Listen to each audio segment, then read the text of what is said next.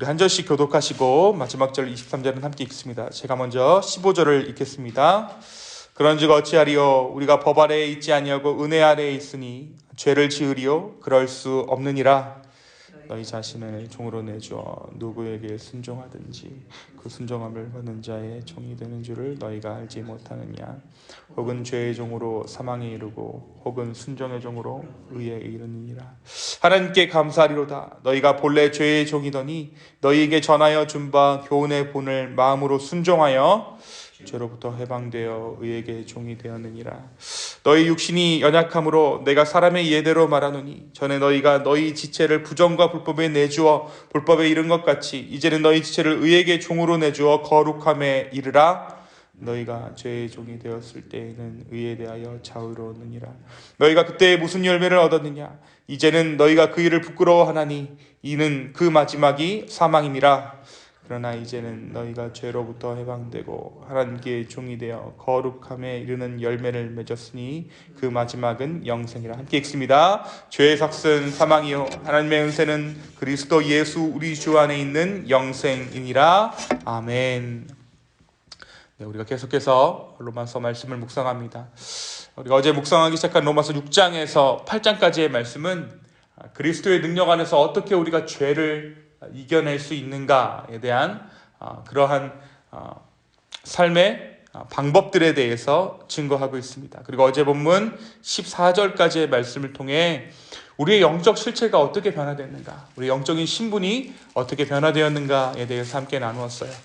전에는 죄와 율법에 얽매여 있던 우리가 예수 그리스도의 십자가의 죽으심과 부활하심으로 말미암아 의와 생명에 속한 자들이 되었음을 어제 말씀이 선포하고 있습니다.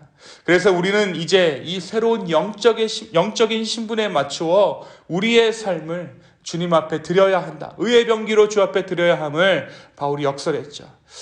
오늘 본문은 그리스도인에게 요구되는 거룩한 삶, 다시 말해 성화에 대한 권면입니다. 이 권면은 어제 본문인 12절에서부터 이어집니다. 12절에서부터 14절까지의 말씀이 우리에게 권면하고 있는 것이 무엇입니까? 그러므로 너희는 죄가 너희 죽을 몸을 지배하지 못하게 하여 몸의 사욕에 순종하지 말고 너희 지체를 불의의 무기로 죄에게 내주지 말고 오직 너희 자신을 죽은 자 가운데서 다시 살아난 자 같이 하나님께 드리며 너희 지체를 의의 무기로 하나님께 드리라. 죄가 너희를 주장하지 못하리니 이는 너희가 법 아래에 있지 아니하고 은혜 아래에 있습니다. 우리가 은혜 아래에 있다라는 거예요. 그런데 누군가는 이렇게 생각하겠죠. 은혜 아래에 있으니까 우리가 죄를 범해도 되는 것이 아닌가. 그런 15절에 무엇이라고 이야기합니까? 그런즉 어찌하리요? 우리가 법 아래에 있지 아니하고 은혜 아래에 있으니 죄를 지으리요? 그럴 수 없느니라. 이 말을 다시 한번 생각해 보면 우리가 진짜 은혜를 맛보면 예수 그리스도로 말미암은 진짜 은혜를 맛보고 체험하고 정말 은혜라고 생각되어진다면 다시는 죄를 짓지 않는다라는 거예요. 우리가 어떻습니까? 큰 용서를 받고 나면 우리가 그 죄로부터 자유로워지죠. 우리가 은혜를 맛봐야만 우리가 죄로부터 멀어질 수 있다라는 것이죠. 바로 우리가 죄에 지배받지 않는 삶, 죄를 이기는 삶을 살기 위해서는 죄가 우리 몸을 지배하지 못하도록 해야 합니다. 전에는 이것이 가능하지 않았어요. 그런데 우리가 은혜 안에 거함으로 이것이 가능하게 되었습니다. 죄의 힘이 강력하다 못해 지배하고 있었기 때문에 우리의 삶을 지배하고 있었기 때문에 죄를 이기려고 하는 것 또한 죄였죠. 그때 우리가 죄를 이길 만한 무기로 사용했던 것은 율법이었는데 이 율법이라는 무기로는 도무지 죄를 뚫을 수가 없었던 것입니다. 그래서 예수님께서 이 땅에 오셨고 그분의 십자가의 죽음과 부활하심이 마침내 그 죄라는 강력한 힘을 뚫어냈습니다. 은혜가 그 죄, 사망을 뚫어낸 것이죠. 그래서 이제 우리는 더 이상 죄의 종노릇하는 것이 아니라 의로운 삶을 살게 되었다라고 오늘 말씀이 기록하고 있어요. 그렇다면 바울은 우리가 죄를 짓지 않고 의를 행하는 삶에 어떻게 이르게 된다라고 이야기하고 있습니까? 다소 의외이긴 하지만 바울은 우리에게 획기적인 방법을 소개하고 있어요. 19절을 한번 보겠습니다. 우리 식구들 함께 읽습니다. 시작. 너희 육신이 연약함으로 내가 사람의 예대로 말하노니 전에 너희가 너희 지체를 부정과 불법에 내주어 불법에 이른 것 같이 이제는 너희 지체를 의에게 종으로 내주어 거룩함에 이르라. 여러분, 이 말씀을 찬찬히 보면 어떤 것을 이야기하고 있냐면 죄를 짓듯이 의를 행하라고 말하는 있는 거예요. 목적만 바꾸고 방향만 바꾸면 우리에게 있는 이전까지 죄를 짓던 그 힘이 의를 행하는 그 힘으로 바뀌어진다는 것이죠. 근데 이 방향 누가 바꾸셨습니까? 하나님께서 바꿔주셨어요. 예수 그리스도로 말미암아 우리의 방향을 다시 한번 그 십자가로 정해 주셨습니다. 우리가 방향만 바꾸면 우리는 죄를 짓는 것처럼 의도 행할 수 있다는 것이죠. 여러분, 죄가 어떻게 우리의 삶 가운데 들어 왕노릇하게 되었습니까? 그것은 우리의 허용으로부터 시작되었습니다. 우리가 죄를 허용하자, 아담과 하와가 죄를 허용하자 죄가 우리에게 들어왔고 그 죄가 이윽고 우리의 삶을 지배하게 되었죠. 우리가 민수기 말씀을 묵상하면서도 함께 나누었듯이 왜 하나님께서 이스라엘에게 가나안 족속을 진멸하라, 하나도 남김없이 다 죽이라라고 말씀하셨습니까? 허용하지 말라는 거예요. 허용하면 들어와서 자리를 잡고 주인 행세를 하며 왕노릇하는 것이 죄이기 때문에 그렇습니다. 마찬가지입니다. 의도 허용이에요. 여기서는 순종이라는 단어를 사용했습니다.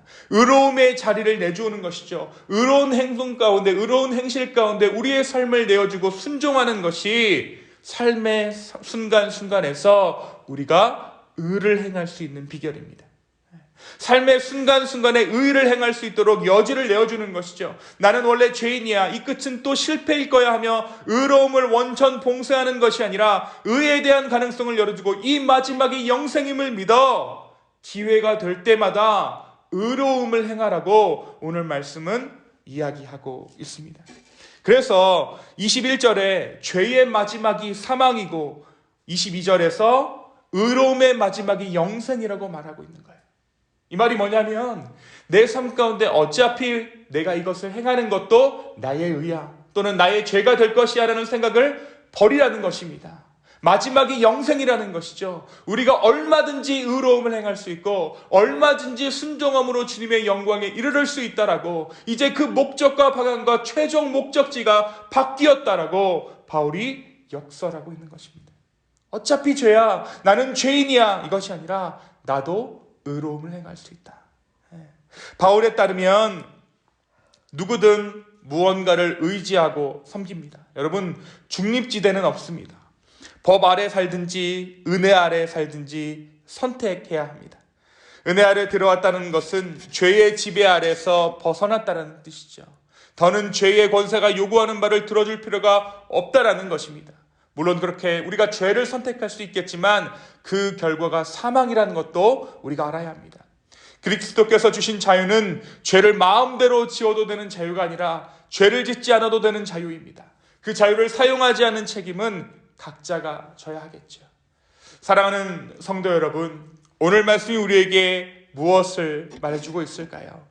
여러분, 오늘 댁에 가셔서 이 로마서 6장 15절에서 마지막 절까지의 말씀을 한번 찬찬히 읽어보십시오. 정말 이 말씀은 누군가 한 사람의 설명으로 길어낼 수 없을 만큼 각 사람의 성령께서 말씀하셨을 때 더욱더 깊은 묵상을 할 수 있는 것 같아요. 근데 제가 이 말씀 가운데 느낀 것은 이 15절에서 23절까지 이 6장 전체를 통해 느낀 것이 한 가지 있다면, 바울이 각 개인에게 역설하고 있는 것 같아 보이지만, 6장을 각 개인에게 주고 있는 것처럼 보이지만, 우리가 이 편지가 로마 교회, 그러니까 공동체에 보내졌다는 사실을 우리가 기억해야 한다는 것을 깨닫게 됩니다. 우리는 신앙의 영역을 개인적인 것이라고 생각하죠.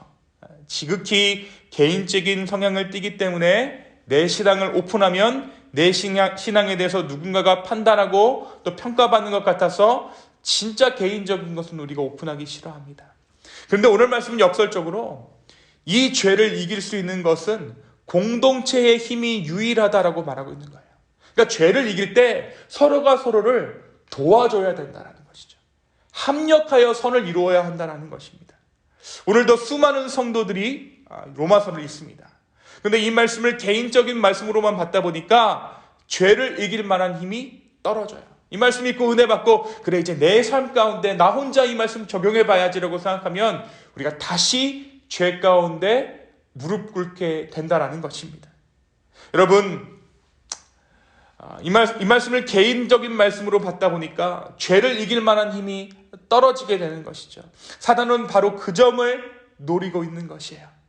여러분, 마약 사범들이 어떻게 마약을 끊습니까? 그렇습니다. 마약 사범들은 공동체를 이루고 공동체로 들어가요. 단약 공동체로 들어갑니다.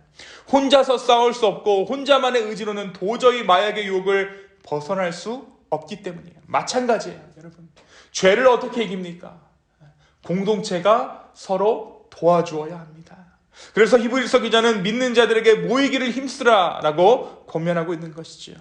오늘 우리의 중보가, 우리가 속한 공동체가 온전히 죄에 대해 싸우고 있음을 고백하시기 바랍니다. 또한 우리 개인이 죄에 대해 싸우는 것이 아니라 우리가 함께 공동체로 싸우고 있음을 잊지 않는 저와 여러분의 이 아침 되기를 예수님 이름으로 축원합니다. 바로 그때 우리가 어떠한 것을 깨닫게 됩니까? 내가 혼자가 아니구나. 우리 공동체가 이 죄에 대해서 함께 싸우고 우리 주님께서 나와 함께 계시는구나. 이 죄에 대한 싸움을 주님께서 이미 이기셨구나라는 사실을 우리가 그 가운데 깨닫게 될 줄로 믿습니다. 그런데 여러분, 그때 바로 우리가 승리한 싸움을 싸우게 되는 거예요. 공동체가 함께 싸우고 있다. 그 공동체를 인식하는 가운데 성령께서, 주님께서 이 승리를 이미 우리 가운데 허락해 주셨구나라는 것을 깨닫게 되고, 거기서부터 승리가 주어졌다라는 사실을 깨닫게 된다는 것입니다. 그것이 바로 오늘 말씀 두 번째로 이야기하고 있는 부분이에요. 오늘 말씀은 이미 싸움의 승패가 갈라졌다라고 이야기하고 있습니다. 이미 예수님께서 죄와 사망에 대해 승리하셨다라고 오늘 말씀이 기록하고 있어요. 우리가 죄에 대해 싸우는 이 싸움에 대해 내가 실패하고 내가 승리한다, 내가 성공한다 라고 생각하지만 이 싸움은 이미 우리 예수님께서 승리하신 싸움인 줄로 믿습니다. 그러니까 어떻습니까? 싸우면 이기는 거예요. 그래서 싸워야 합니다. 붙어야 합니다. 의도적으로 죄와 싸우지 않으려고 하는 습관이 우리에게 배어 있습니다. 죄와 싸워봤자 질 텐데 하며 뒷걸음질 칠 때가 있습니다. 또는 죄를 싫어한다 말하지만 사실은 죄를 사랑하는 마음이 우리 가운데 너무 커서 우리가 싸우기를 포기할 때가 있다라고 하는 것이죠. 그런데 오늘 말씀은 일단 싸우면 승리가 우리에게 주어진다라고 기록하고 있는 것이에요. 그렇다면 죄를 짓지 않는 것이 여러분 승리일까요? 그렇지 않습니다. 죄에 대한 승리는 도리어 의로움을 행하는 것이다 라고 오늘 말씀이 기록하고 있어요. 여러분, 많은 사람들이 죄를 짓지 않는 것이 죄에 대한 승리다라고 생각하지만 오늘 말씀 잘 보시면요, 의로움을 행하는 것이 죄에 대한 진정한 승리라는 것을 말하고 있습니다. 오늘 로마서 말씀이 도전하고 있는 것은 죄를 짓지 않는 것에서 멈추는 것이 아니라 우리가 선을 행할 수 있는 존재가 되었음을 이야기하고 있는 거예요. 이 선을 행함이란 무엇일까요? 이 선을 행함이란 다름 아닌 우리의 이웃을 돌아보는 일인 것이지요. 우리가 이웃을 돌아볼 때마다 우리는 단순히 죄를 짓지 않는 것을 넘어서서 선을 행하는 삶을 살아가게 되는 것입니다. 십자가의 은혜에 걸맞는 새로운 삶은 의를 행하는 삶이요. 그 의를 행함은 다름 아닌 이웃을 사랑하는 것입니다. 사랑하는 성도 여러분, 우리가 이 일을 행하고자 할 때, 선을 행하고자 할 때, 이웃을 사랑하여서 악을 도리어 선으로 이기고자 할 때 주님은 우리에게 할 만한 능력을 허락해 주실 것입니다. 오늘 이 아침에 우리가 의를 행하는 삶이 어떠한 것인지, 그리고 그 의를 우리의 삶 가운데 어떻게 행할 것인지 다시 한번 생각할 때 주님께서 오늘 이 아침에 우리 가운데 새로운 힘을 주시고 새로운 지혜를 허락해 주실 줄로 믿습니다. 시시때때로 주님께 지혜와 은혜를 구하는 저와 여러분 되기를 예수님 이름으로 축원합니다. 이 시간 함께 기도하시겠습니다. 주님, 오늘 이 아침에 이미 예수님께서 모든 죄 가운데 승리하셨다라는 사실을 다시 한번 우리 가운데 말씀해 주시니 주여 감사합니다. 아버지 하나님, 공동체를 또한 허락해 주심에 감사합니다. 주님, 우리가 죄에 대한 그 선한 싸움을 싸울 때에 성령 하나님 함께하여 주시고 이 공동체가 함께 싸워 나갈 때 주님께서 이미 허락하신 그 승리를 맛보게 하여 주십시오.